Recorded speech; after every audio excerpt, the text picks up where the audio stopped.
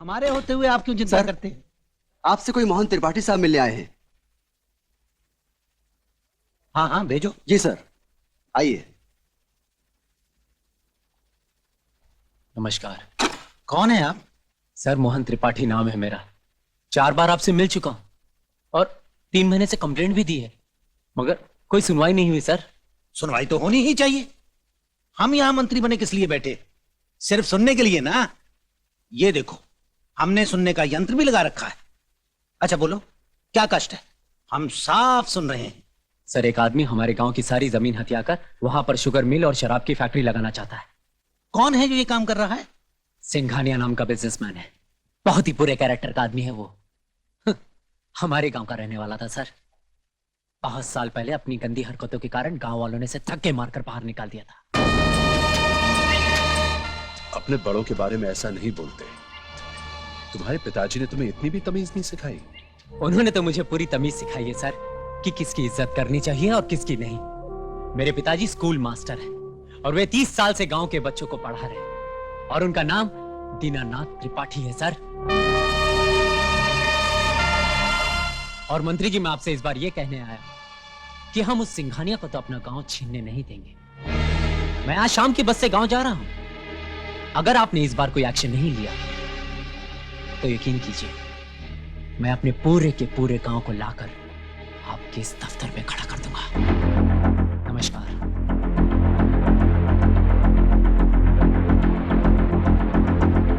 और एक बात मत भूलिए कि आपकी इस कुर्सी के ऊपर भी एक कुर्सी है, हम वहां भी जा सकते हैं।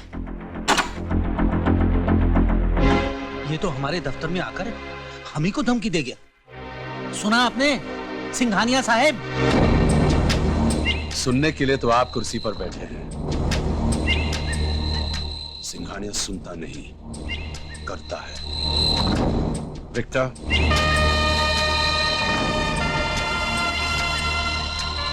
ऊपर जाने का बड़ा शौक है इस बच्चे को। इसे वहां पहुंचा दो जहां रूहें जाती हैं, बसें नहीं।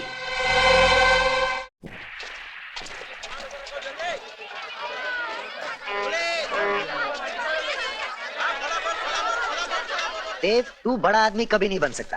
पता है क्यों? तू मेरी तरह सोचता ही नहीं यार। अभी ऐसे कैसे क्या हुआ अभी? सब कुछ हो गया।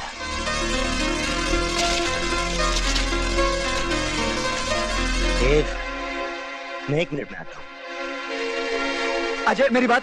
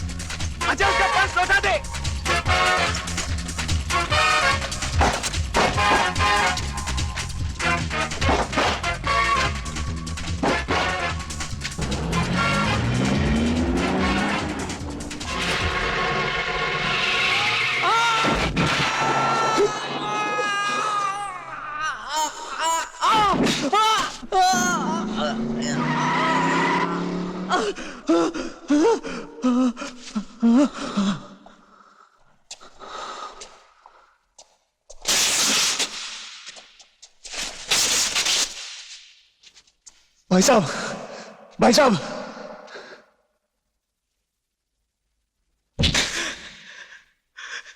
तुम्हें अंदाजा नहीं कि तुमने क्या कर दिया। मेरी माँ, मेरे पिताजी, मेरी बहन, सबकी उम्मीदों का तू खून कर दिया तुमने, खून कर दिया। अभी चंद रुपयों के लिए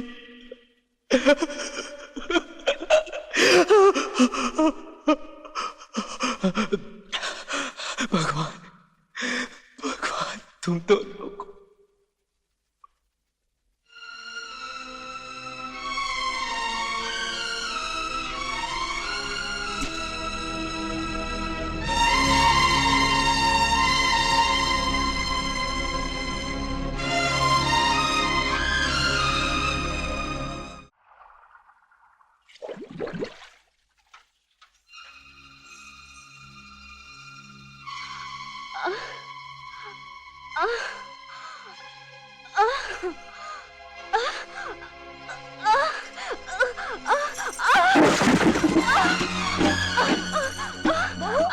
क्या हुआ? क्या गिर गया रे? अरे लक्षणा, तू कैसे गिर गई? हाय भगवान! अरे क्या हुआ? दिमाग का भारी जिस्मत उठाकर बहू, बहू, तू बोलती क्यों नहीं? लक्षणा क्या हुआ? हाय, क्या अनर्थ हो गए? आप जल्दी से जाकर डॉक्टर को बुला लाइए। जी, सब ठीक हो जाएगा। भाभी को क्या हो गया माँ? कैसे वो लड़कियां डर गई जब हम पानी से निकले। हाँ क्या हुआ मासी? बहू की तबीयत अचानक बहुत ज्यादा खराब हो गई है। मैं साथ वाले गांव से डॉक्टर को लेने जा रहा हूँ। क्यों, हमारे गांव में डॉक्टर नहीं? रायपुर में एक डॉक्टर है 6 किलोमीटर दूर। मैं आता नहीं हूँ। मासी जी, आप एक काम कीजिए, आप अंदर जाइए, हम जाके डॉक्टर को ले आते हैं। आप जाइए, आप भाभी जी के पास रहिए। शुक्रिया। सब ठीक हो जाएगा। अभी डॉक्टर आते ही होंगे। मुझे कुछ नहीं हुआ। बेटा लंबी लंबी सांस ले बेटा। नहीं, अभी छोड़कर नहीं जा सकती वो।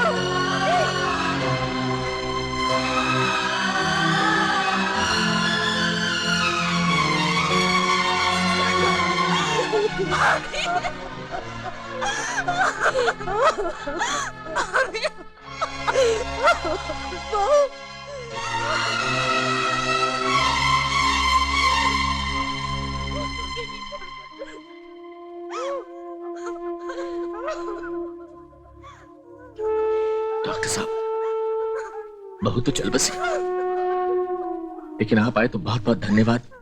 आपकी फीस में नहीं नहीं, मुझे अफसोस है दीनानाथ जी, मैं वक्त पर नहीं पहुंच पाया। अच्छा,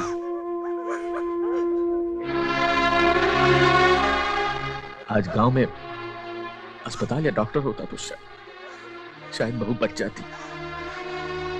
खैर, मुझे मोहन को खबर करने जाना है।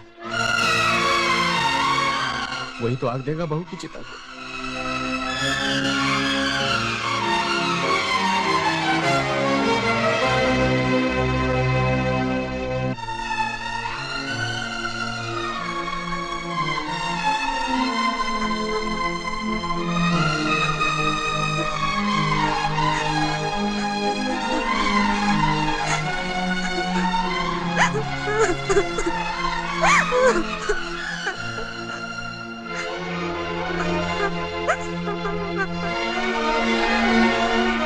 मास्टर जी, अब और इंतजार करना ठीक नहीं। आप अंतिम संस्कार कर दीजिए। अरे कैसे अंतिम संस्कार कर दूं? मेरी बहू सुहागन है, मोहन के आए बगैर अंतिम संस्कार नहीं हो सकता है। और फिर अभी दूसरी बस आने वाली है।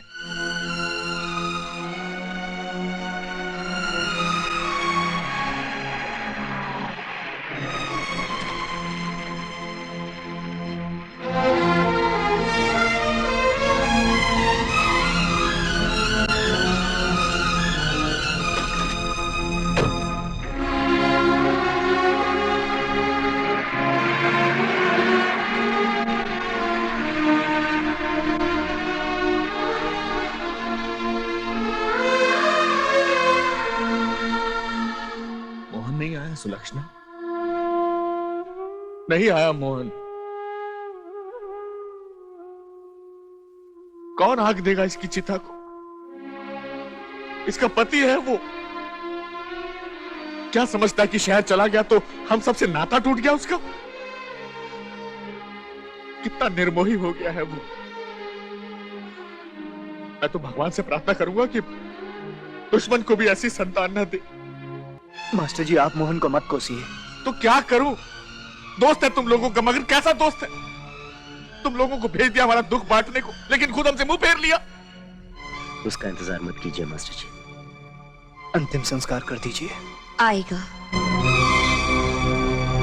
आएगा, जरूर आएगा। माँ जी, मोहन नहीं आएगा। कैसे नहीं आएगा? मेरा बेटा आएगा। माँ जी, अंतिम संस्कार कर दीजिए। मोहन नहीं आएगा। आएगा, उसे आना ही पड़ेगा। माँ जी, मोहन नहीं आएगा, वो मर चुका है।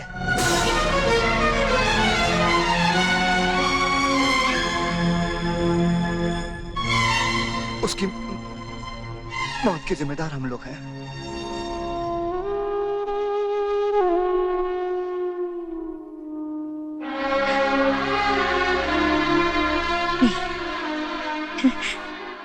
ये नहीं हो सकता, ये हो ही नहीं सकता। हाँ? तूने कहा था ना मेरा बेटा पढ़ रहा है परीक्षा के लिए, और उसको चश्मा भी लग गया है। परीक्षा के बाद वो आएगा। हाँ? उसने हमारे लिए रुपए भी तो भेजे थे तुम्हारे हाथ। हाँ? फिर ये देख, ये मेरी बहू। हाँ? मोहन की पत्नी। तू इसे रोज कहता रहा वो आएगा, बहुत जल्द आएगा, और ये उसकी इंतजार। हाँ? इतना बड़ा झूठ, इतना बड़ा धोखा एक माँ को पहले दिन क्यों नहीं बताया? क्यों नहीं बताया? एक बार मैं अपने बेटे की शक्ल तो देख लेती। इतने दिनों से तुम दोनों हमारे अरमानों से खेलते रहे, झूठ बोलते रहे, और आज कहते हो मेरा बेटा है नहीं। वो आएगा, कैसे भी तुम ढूंढ के लाओ। तुमने कहा था ना वो जरूर आएगा। क्यों जाके लेके आ मेरे बेटे को? मुझे मेरा बेटा चाहिए, मेरा बेटा।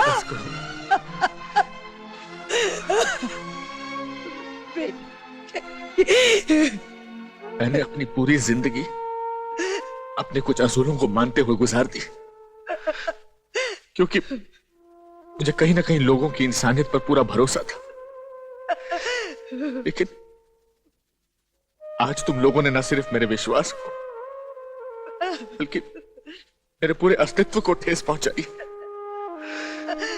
मैं तुम्हारा कुछ बिगाड़ तो नहीं सकता, लेकिन एक प्रार्थना जरूर करूंगा।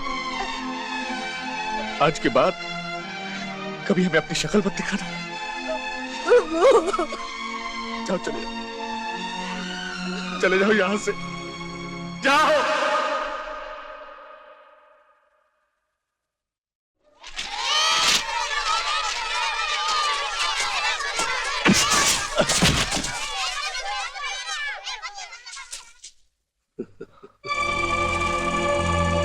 चोट तो नहीं लगी ना मास्टर जी? सब ठीक है ना? लोग तो मरने के बाद मिट्टी में मिलते हैं, लेकिन तुम तो जीते जी मिट्टी में मिलना चाहते हो। गुस्से से नहीं, अकल से काम लो मास्टर। मेरी बात सुनो, उन दोनों शहर के लौंडों को लेकर अपने परिवार के साथ कहीं और जाकर बस जाओ। तुम अच्छी तरह जानते हो भानु प्रताप, मैं जीते जी अपना एक गांव छोड़कर कभी नहीं जाऊंगा। तुम्हारी इच्छा पूरी करना तो हमारा फर्ज है। तुम अपने पैरों पर जाओगे कि हम तुम्हें 4 कंधों पर भेज दें? क्या यहाँ की मिट्टी तुम्हारी जिंदगी से ज्यादा कीमती है? ठाकुर, जिसे तुम महज मिट्टी समझते हो, वो हमारे लिए मिट्टी नहीं, बल्कि भगवान की दी हुई सबसे बड़ी नेमत है, और नेमत की कोई कीमत नहीं होती। फैसला तुम्हारे हाथ में है।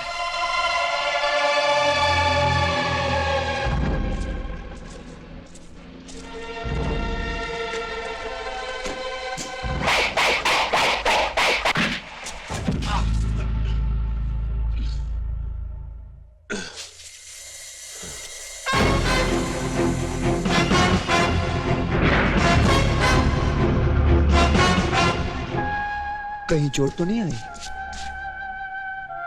कमाल है सिंघानिया साहब, लोग मरने के बाद मिट्टी में मिलते हैं और आप होके जीते जी मिलना चाहते हो।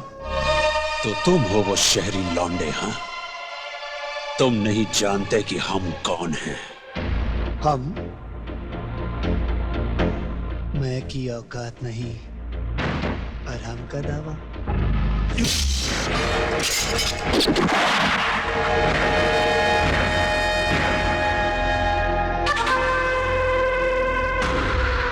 इस उम्र में बच्चों की तरह इधर उधर हाथ नहीं उछालते सिंघानिया।